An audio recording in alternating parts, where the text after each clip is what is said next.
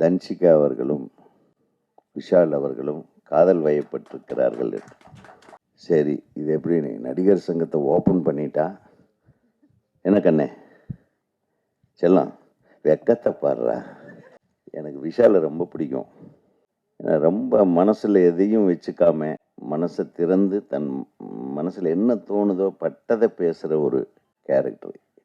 அவர் நடிகராகிறதுக்கு முன்னாடி இருந்தே தெரியும். கார்த்திக்கும் அவர் ஃப்ரெண்ட்ஸுக்கெலாம் இருக்கும்போதே அவங்களுடைய அப்பா எனக்கு ரொம்ப நல்ல நண்பர்.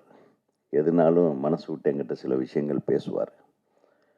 ஒரு மிகச்சிறந்த குடும்பத்திலே பிறந்து மிகச்சிறந்த தயாரிப்பாளர் என்று பெயர் வாங்கி அவருடைய தந்தை, அதாவது மின்னலையிலிருந்து அவர் நடித்த படத்திலிருந்து எல்லா படங்களும் பிரமாதமான படங்களை தயாரித்தவங்க.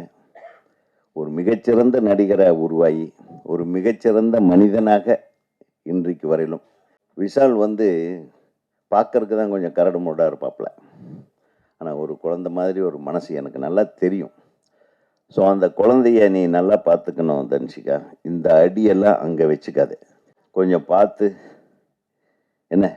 என்னப்பா ஒரே இன்னைக்கு ஹார்ட் மேட்ரு இதுதான், வேற என்னத்தை பேசுறது. உங்களுடைய வாழ்க்கை என் அன்பு சகோதரி அவங்களுடைய கையில் மிகச்சிறப்பான வாழ்க்கையாக மாற வேண்டும் என்று கூறி, இந்த நிகழ்வு ஒரு மங்களகரமான நிகழ்வாகவே நாம் எடுத்துக்கொள்வோம்.